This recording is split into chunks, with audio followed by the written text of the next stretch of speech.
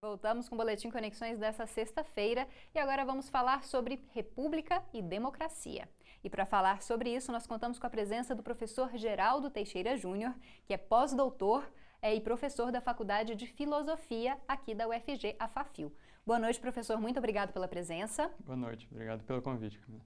Bom, professor, para começar, qual que é o conceito de república e por que o Brasil escolheu esse modelo político? Bom, o conceito de república ele pode ser abordado de diversos modos. Acho que do modo mais geral possível é a ideia de bem público, né? Na medida que a gente tem uma política que busca satisfazer o interesse coletivo, o bem público da sociedade, então a gente pode dizer que a gente tem um conceito republicano de política. No Brasil, isso sempre foi um projeto, né? Por vezes nós estivemos mais perto, por vezes estivemos mais longe desse projeto. Mas, de modo geral, se a gente tem um governo das leis que se supõe que busca o bem público, nós podemos falar que nós temos um governo republicano. E qual seria a relação do conceito de república com o conceito de democracia, que também, eu acho que a gente pode dizer que está em construção no Brasil, né? Claro. Bom, o conceito de democracia ele é um conceito um pouco mais específico. Do ponto de vista da filosofia, tem alguns autores que consideram que é possível uma democracia, ou melhor, uma república não necessariamente democrática, né? Mas, na verdade, esses conceitos estão bastante próximos. Como a república exige ou procura o bem público, entende-se, na maioria das vezes, pelo menos do ponto de vista contemporâneo, que para que o bem público seja perseguido, aconteça também a participação da sociedade nas escolhas, nas decisões feitas e a serem tomadas, né? Então, a ideia de república está bem próxima da democracia em vários sentidos e principalmente nesse sentido da participação. Okay? Bom, professor, o senhor falou no início que o Brasil está traçando o caminho em relação a esse conceito de república. Em relação à democracia, como que o senhor analisa, ainda mais nesse momento de polarização política, de crise política, como é que está a nossa democracia? Certo. Bom, na verdade, eu acho que tanto nossa república quanto nossa democracia estão bem enfraquecidas diante do cenário atual. Acontece que, de fato, me parece, e eu creio que eu posso dizer que foram, assim, várias das análises dos eventos que a gente fez agora, né, que houve um tipo de sequestro da política por parte da economia, né? Então, alguns grupos, eles, em grande medida, conseguiram se apropriar do poder político, das decisões públicas a serem tomadas, e isso obviamente prejudica, né? A democracia, como a república, elas exigem que as decisões sejam tomadas, talvez não por todos, mas sempre para todos, né? E nesse sentido, tanto a república quanto a democracia no Brasil estão sim ainda por ser construída e, claro, essa construção vai depender de muito esforço institucional, mas também de muita participação cívica mesmo da sociedade na vida pública.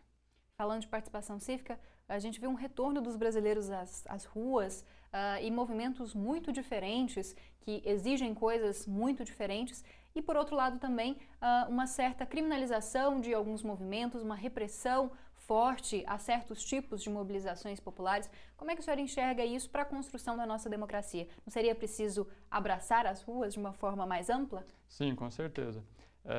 Como a democracia, a república, então a gente pressupõe a participação, essa participação ela nem sempre precisa ser por meios institucionais. Na medida que se exige que essa participação ocorra exclusivamente por meio das instituições e que se reprime toda tentativa, na verdade, de participação que ocorra fora delas, então a gente pode dizer que nossa república, nossa democracia é bem frágil, né?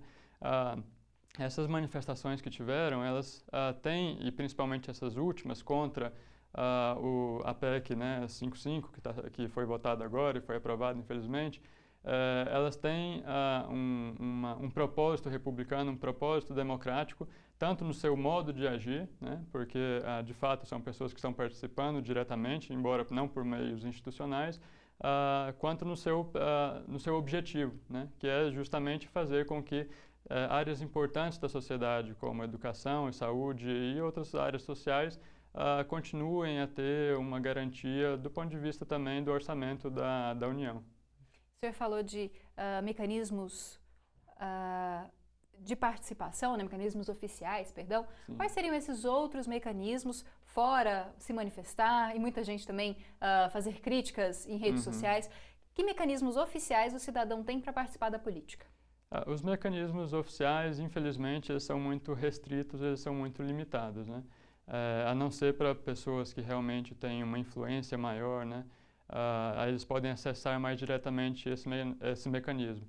E, na verdade, essa dificuldade de acesso a esses mecanismos já são um indício de que a nossa república tem muito, nossa democracia tem muito ainda a crescer, a construir, né?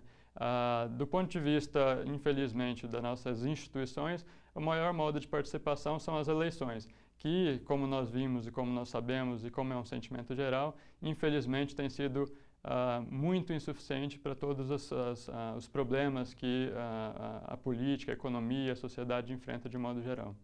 Professor, para finalizar, o seminário que foi produzido recentemente na universidade, que tratou de republicanismo sobre várias perspectivas, falou de uma questão interessante, a relação da república com a questão de gênero. Como é que isso se relaciona, professor? A questão da busca de direitos de gênero, principalmente pelas mulheres, e com toda essa questão do bem público de uma república. Sim, claro. Pois é, Camila, eu estava falando que a república envolvia participação, né? E a república envolve também um governo, um regime sob as leis, né, que respeita as leis.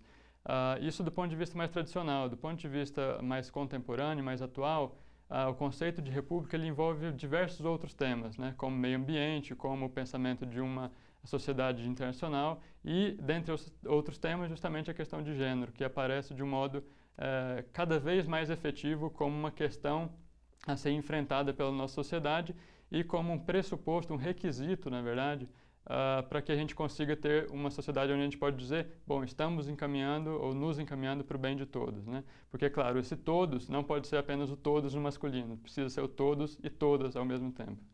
Bom, professor, muito obrigada pela sua presença, pelos seus esclarecimentos e por fazer a gente pensar um pouquinho sobre esses temas tão importantes. Eu que agradeço, Camila, pelo convite e convido a todos também a acessarem o site do evento, Seminário Republicanismo 2016.blogspot.com.br. Lá já tem alguns materiais e nós vamos também colocar as conferências que foram produzidas lá no site para quem quiser ouvir e baixar. Muito obrigado. Então, uma boa dica para você.